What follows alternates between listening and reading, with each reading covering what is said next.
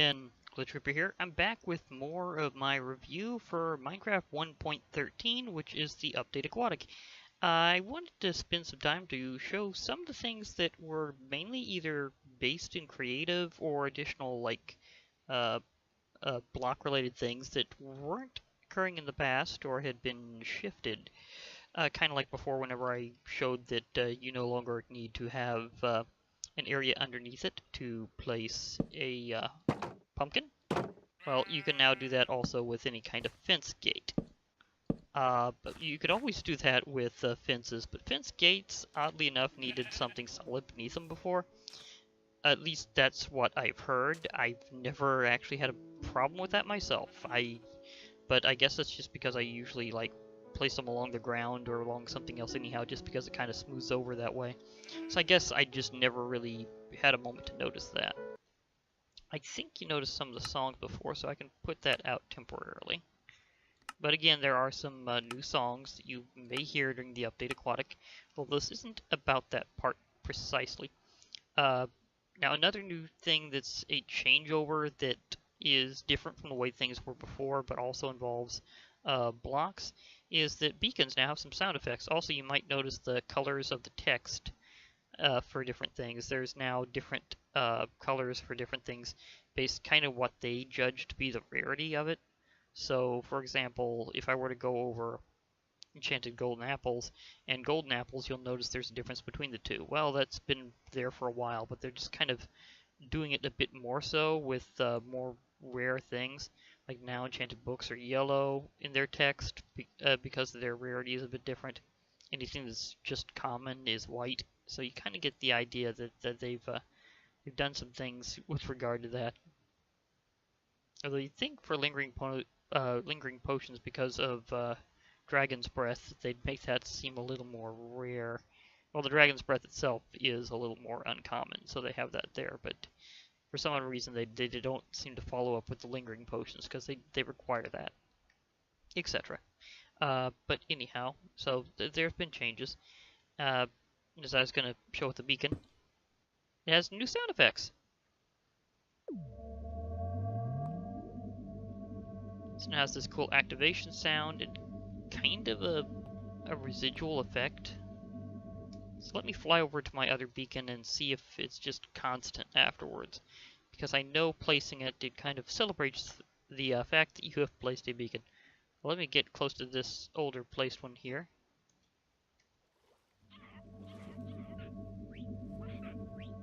Yep, it has a constant sound now. So they will inform you that they are beacons that are active. So that's something that wasn't there before. Usually they just quietly glowed and fired their light into the sky. Well, now they'll also audibly inform you that they are there. So, yeah, that's a thing. Now, there's also some things that have been kind of worked on in-game for a while, and they'd had like textures and things in them, but had previously only been available by code or other circumstances. Well, now that's no longer as much of an issue. As you can see here, we have full blocks of smooth versions of stone, sandstone, red sandstone, and quartz. This is kind of like what you would get if you had the smooth slab versions, had them combined, and then had no connecting line between them anymore, and that it was just one continuous block. These have actually been in the game for a while, except that again you had to use command codes to get the exact variation. Now they are available in the creative menu. Now, I don't think they're under decoration blocks. I do believe they're under building blocks. So if you're looking for them, they will be around here. Even though they're kind of decorative, it's not the way it is. And the reason why is simple.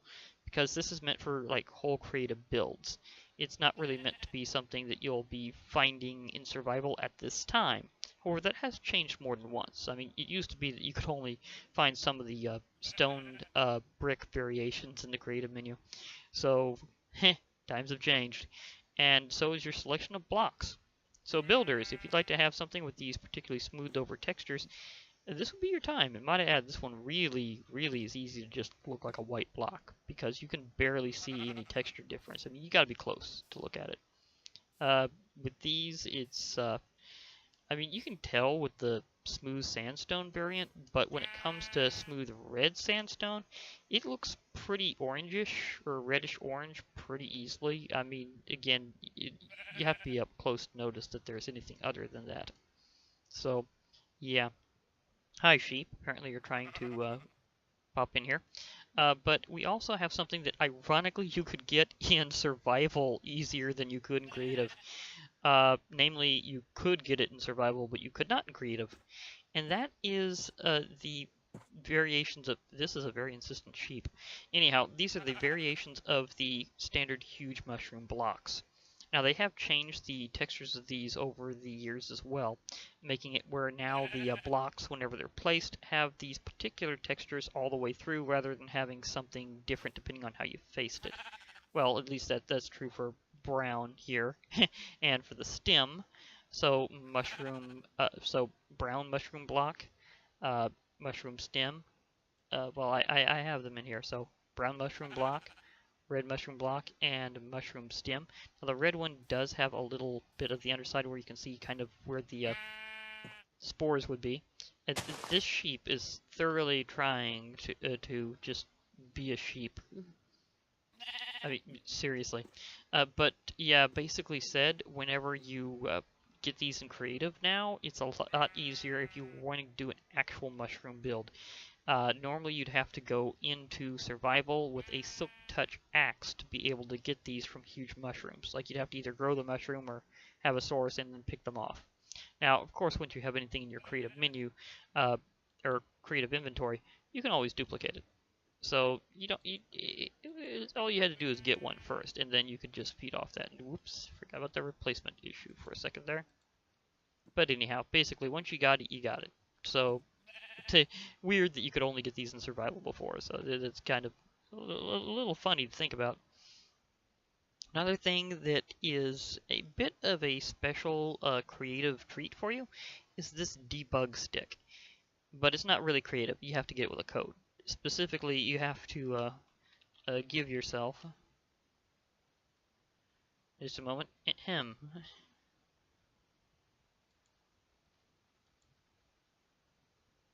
Okay. Okay, Minecraft. So, let me see here. Space. Okay, making sure to get this done just right. And note you have to say debug stick. Well, debug underscore stick, and then it will give you one. Oddly enough, it does not seem to be that they stack. But they don't store any information of their own, so that's why that's kind of weird. But the debug stick is very special. It first appears just like a glowing stick. Just a glowing stick. I mean, it literally looks like it's enchanted or something, but with no specific enchantment. But what it actually does is actually kind of amazing, but not really that overpowered. Because the thing about it is, you click on things and you can vary their positions and various other information about them. Now when it comes down to it, shifting around positions is basically like a lot of mods have had with wrenches before. You click on things, you switch their orientation around, that's okay. This also has this thing about trying to tell you information whenever you attack click rather than use click, like saying selected axis Y. And and you'll see a little notation down at the bottom with the text saying what you're doing to it. Going, well, you're putting it this way, you're putting it this way. Like some things like grass block have different things, like you're saying this is snowy now.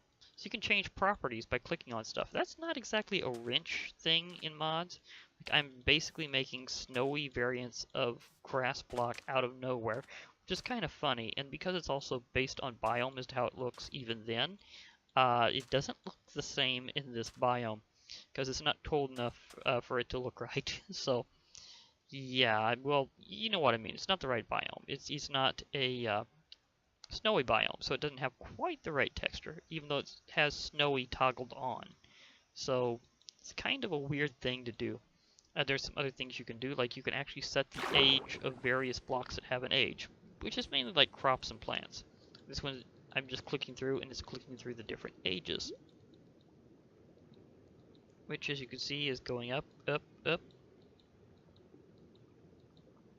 and after that it goes around. Now, I'm still not entirely sure how the targeting thing works, but you can see how you can kind of switch around various ways the blocks look,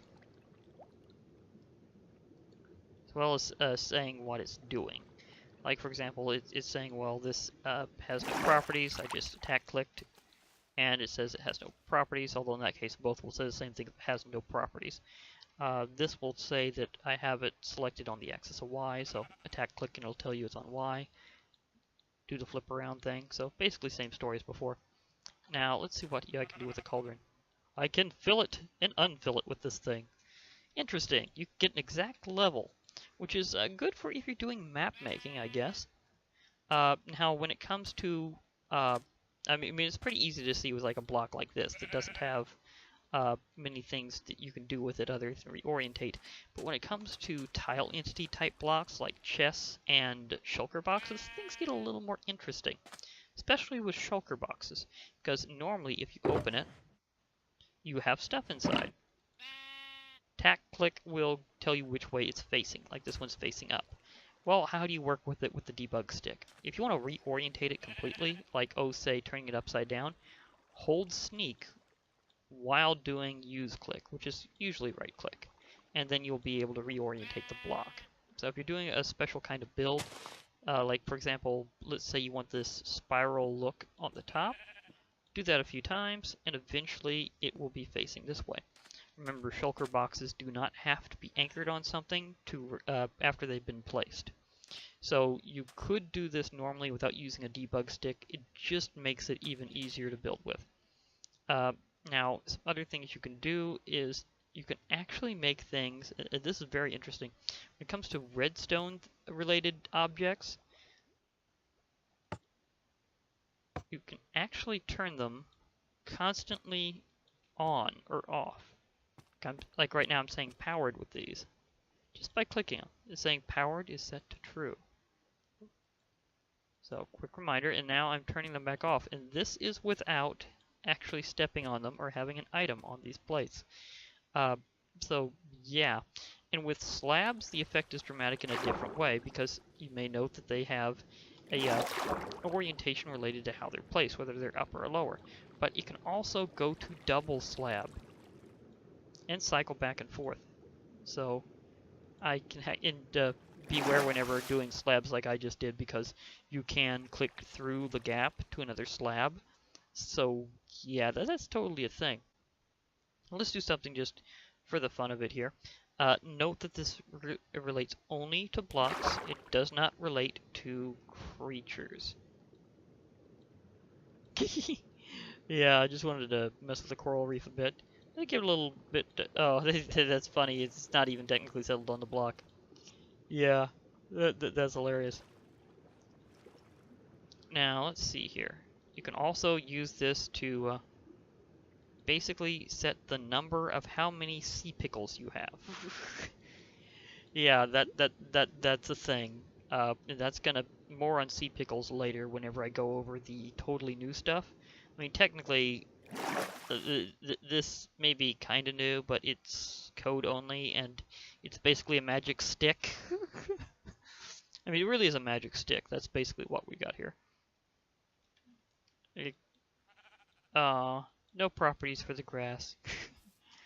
And yet it's the same with flowers. They used to have more of a variable position, so things have kind of made it where that's not as big of a deal. So, yeah. Also, just wondering, I know this is, again, a little preview of things to come. Oh, wait, maybe it's under miscellaneous? Yeah, I figured it would be. Okay, we have a turtle egg. And you can apparently set how many turtle eggs you have.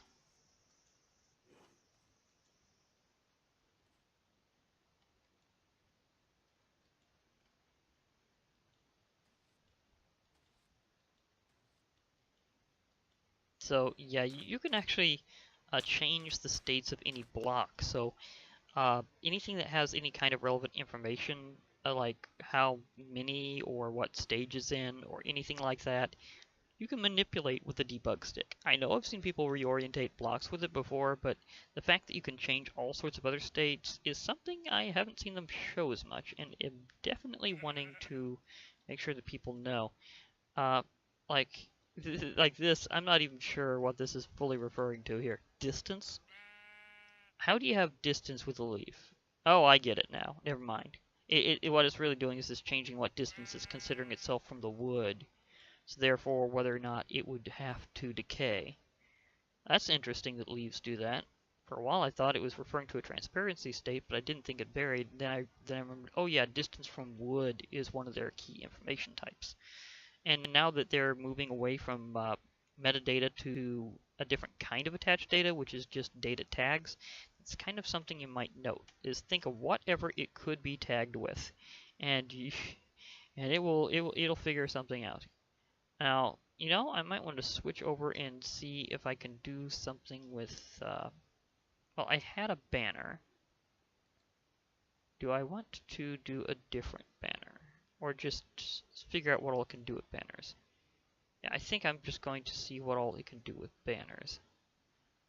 I'm also wondering if I can do stuff with the dragon head, because it can open and close its mouth, so I think it would probably have some special data having to do with that, so it'd be kind of interesting to see what all that does. Okay, my banner is over there, but just to check a different one. Okay, so there's a banner, here's the dragon head, and here's a debug stick. Okay, you can rotate. Hey, look, it's a lawn sprinkler! Ah, the most exotic lawn sprinkler you have ever seen in Minecraft. Wait, I have to do this right. I'm having just so much fun at this. Okay.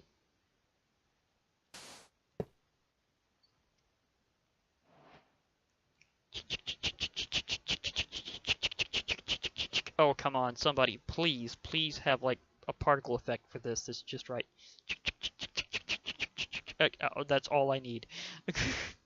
And of course, I figured that these would have, like, a similar ability to change their orientation. But apparently not much else. So, yeah, so you can really explore a lot of... Oops. Didn't mean to do that.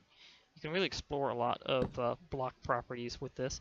Like, for example, lawn sprinkler into dragon head. I just had to do it one more time. Okay. Hey, here's a thought. What would happen if I, see, a note block I can imagine doing all sorts of other stuff with.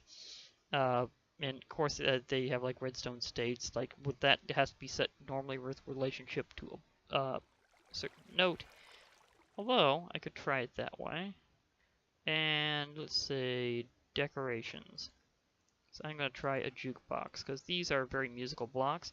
Could you imagine setting up like special symphonies and stuff with this? Okay, so let's put that there. Let's put this here for no particular reason.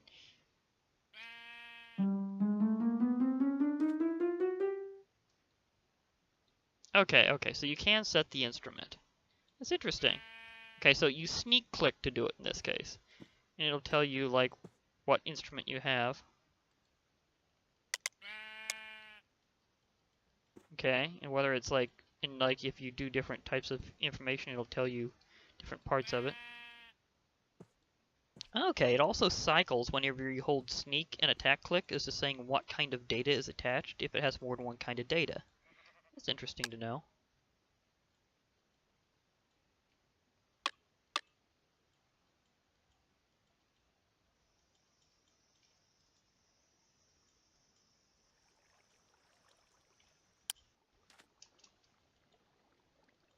Okay.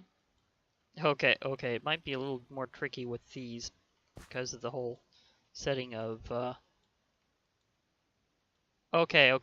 In this case, you first click it with attack click to say what data you're manipulating, and then, sneak use click. So sneak attack click, then sneak use click to set the instrument. Okay, so one thing you can do with hitting the attack click, which is usually left click, is to set the kind of data that you're doing.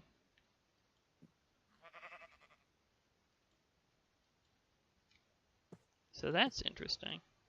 So you can go through note and instrument with that. Okay, that's fair enough. Hat is kind of funny, just that it's a thing. Okay. Has record. Has record. Okay, so this is just going with the state of whether or not it's considered having a record. You can't set which record it is. I was hoping that it'd be able to do which record it was, but no, it's not doing it. Aw, I really wanted to have the easy jukebox, but I suppose you have to actually insert record. It would be kind of funny if it just registered as it had one, but apparently that's not how that's going to work. I mean, you can kind of do that with a note block because they don't have an internal storage of anything, not even a record. But so you can like change which instrument, which note, whether or not it's considered to be in a powered state because it's a redstone related block and all that jazz. But when it comes to a jukebox, apparently you cannot just tell it to play a certain record. Oh well, I tried. I really did try with that one. But hey, exploring, having some fun with this, and finding out some other things you can do. So that's definitely a big part of it. Oh, another little interesting little side note is just a quick thing before I head off, since I've had a good time showing that off, and that's pretty much a good portion of things about the debug stick that I can find off the top of my trials. But dispensers in the recipe no longer need a complete bow. You can actually do it with a partial one. The same is also true for whenever you're making carrot on a stick. You don't need a complete fishing pole anymore. So now they're starting to accept that whenever a certain equipment is used that has a durability, that it can disregard that durability in terms of crafting, which is kind of cool. So that's just kind of an interesting little note about a few recipes and stuff. So while most of this is like creative and debugging fun, part of it is also just a few other little notes about recipe work and stuff. Okay, so I think I'm going to just pop over here, be on top of the mushrooms. Yeah, this is a good orientation. Hey, don't bar me, sheep. I have a debug stick. I can magically do things. Or can I? I mean, if they didn't know you could do it with mobs, it would be kind of hilarious. Can I literally just shear you with this thing? No. That would have been really funny if I just mysteriously sheared the sheep. Oh, that would have been hilarious. I mean, it is a magic stick. Who knows what else it can do?